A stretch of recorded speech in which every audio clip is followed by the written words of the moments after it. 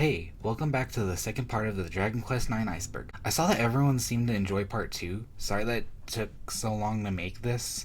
And I hope you enjoy this one, as there's some fun to be had on our way to the bottom. Now, let's get to the entries. The hardest Dragon Quest game. Doing research into this, it was intended from the beginning that the game be difficult to finish. This is also evident with people that go to game guide or discussion boards to find out how they finish the game.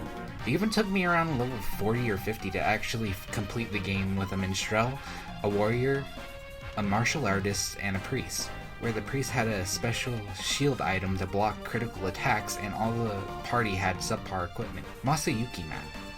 This is discussed in Sakichi's Iceberg video, but it's a special map where nothing but metal slime kings spawn around the final level. It would be obtained through the game's tag mode. Dr. Fleming is a reference to Dr. Alexander Fleming.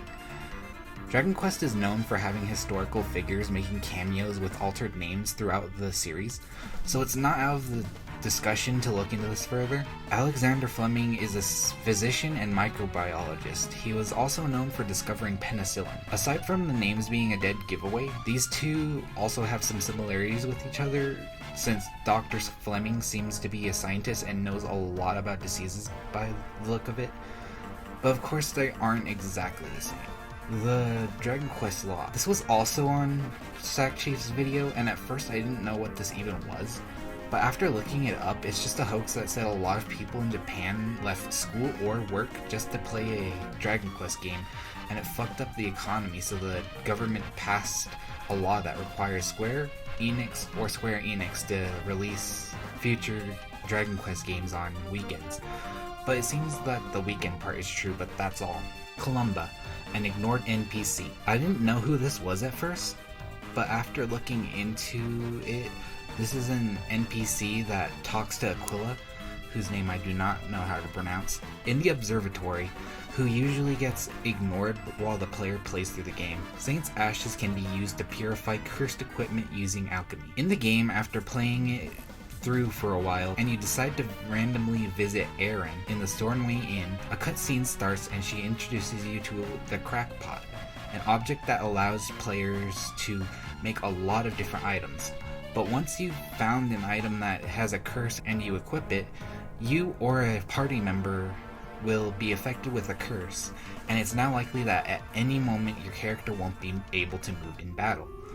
But with an item called Saint's Ashes, you can get rid of that nasty curse right after you go to the priest to get the item removed. Lieutenant Gorsby Purvis is a left-handed swordsman. Link is a left-handed swordsman.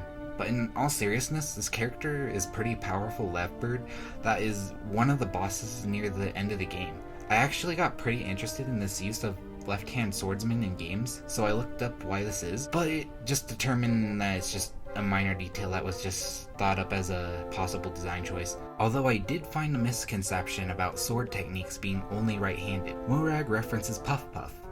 I think this is referring to the fact that Morag, the third boss of the game, who happens to be a witch in love with the second boss of the game and cursed said boss, happens to have an ability called Puff Puff, which it isn't directly explained what Puff Puff is throughout the series, likely due to its inappropriate implications, like in 8 where the main character is subject to it, and it's shown that it's just a lady rubbing two slimes on both sides of your head.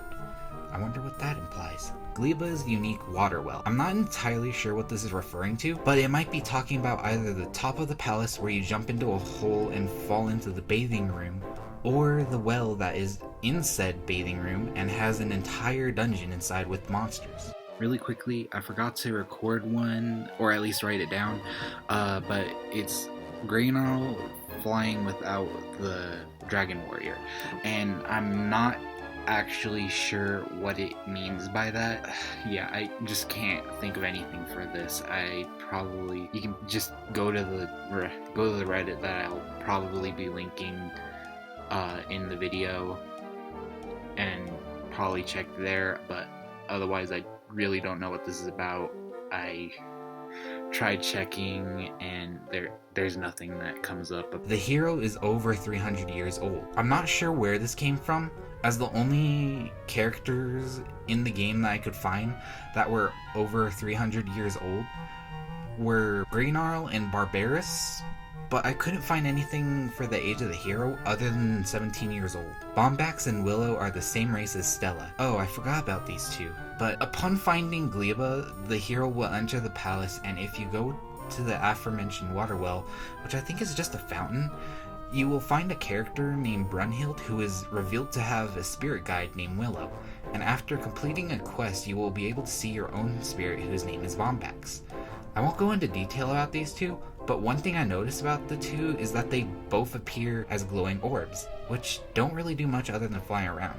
This is interesting because in the beginning of the game, you meet Stella in the same form, which implies that all three are the same race or species. Granola's Grotto boss model is the same as Barbarous. This might be the same thing as the previous remodeled enemies entry, but to go into detail, you first fight Granola, who looks old and washed up, but then you fight Barbarous, who doesn't at all look the same as the model of Granola's fight. And last you fight a Grotto boss that's called Granola, but he looks different because he's flying and instead has a few color differences. Turns out the models for Barbarous and the Grotto Granola are the same models. The thief in the cave blushes if the main character is female. I'm not personally sure if this is the case, as I usually play the male protagonist in these games, but after researching, I really couldn't find anything. Most of the Dragon Quest YouTubers that I've seen are just playing with male main characters, or just don't have a video up for that part. Up until I found a speedrun that showcases this Revocation. I didn't know what this was as well, but after looking this up, it seems that it's just the instance when a character goes from maximum level 99, to the minimum level 1. And if you just lost a brain cell wondering why this is even in the game in the first place, don't worry, cause after the first time this happens, there will be a +1 next to your level, which indicates that you've just reached Revocation level 1, and this doesn't count as a reset of the character, but further progress in leveling of the character.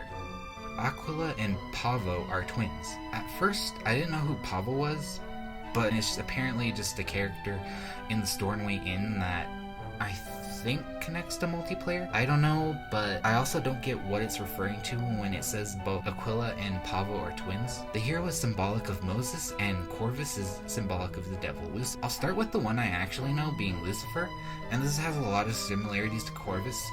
Both have similar backstories, and both have similar looks, mostly in the wings. Now, the one I've heard the least, the hero being Moses, is a little hard for me to see, but that's only because I've seen men carrying stones. One eternity later. Okay, after looking at what Moses experienced in his life, Moses was a prophet and could communicate with God, and even managed to avoid dying when he should have died. The best I can do with this information is say that the main character is a Celestian, and Celestians are connected to a being similar to God, although I don't think they can communicate. They are in the world to collect figs, and they are the only one that can understand the power and fate of those that consume the holy fruit.